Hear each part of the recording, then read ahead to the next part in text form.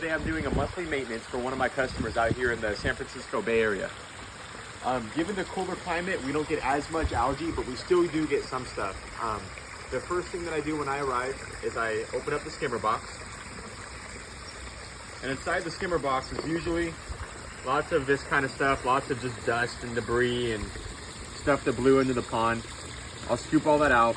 Usually there's a basket, but this right here does pretty much the same purpose. The water flows through it, all this stuff gets caught in there. I'm gonna be hosing that off and cleaning it. I'm also gonna be taking out any sponges that are in here as well, getting those cleaned out. It's nice and dirty. And I'm gonna be checking the pump to make sure that there's no like dirt or debris or leaves or anything clogged up against it. A really important thing for me to do is I would just reach my hand in here and feel around the pump and get any little leaves or twigs, or sometimes there's like baby snails that get stuck against it, little stuff like that, out from around it, because if I don't take care of this right now, there could be a time within the next few days that a twig ends up in there just right and clogs up the propeller, and then I have to come back, and I don't want that. So I'll go around, get all this little stuff off of the pump, and keep it nice and clean.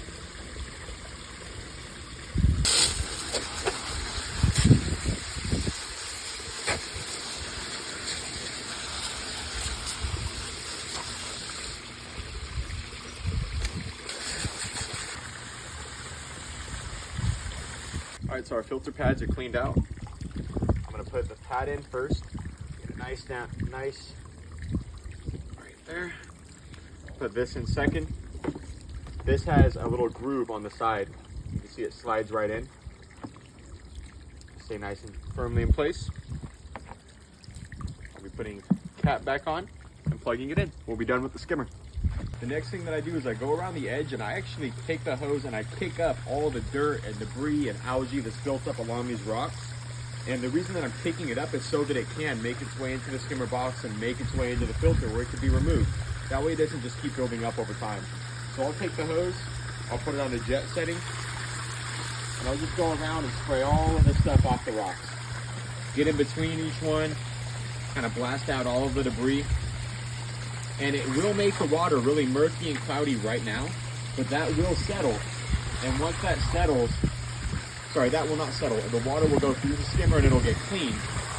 And then by tomorrow or so, the water will be nice and clear and we won't have all this dust and debris along these rocks.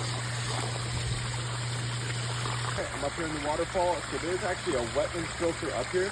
The water comes up through the gravel and water falls down. I also have a separate waterfall just for like decorative purposes. But these plants are what filter the pond. The water rises up through the roots and then water falls down. And so an important part of maintenance is that I'm trimming this back constantly because these plants are going to get huge. They have a lot of fertilizer. The only issue with them getting big would be that it would clog the area and water wouldn't be able to flow through. So when I'm here for maintenance, I just trim everything back and keep it nice and tidy so that there are no issues.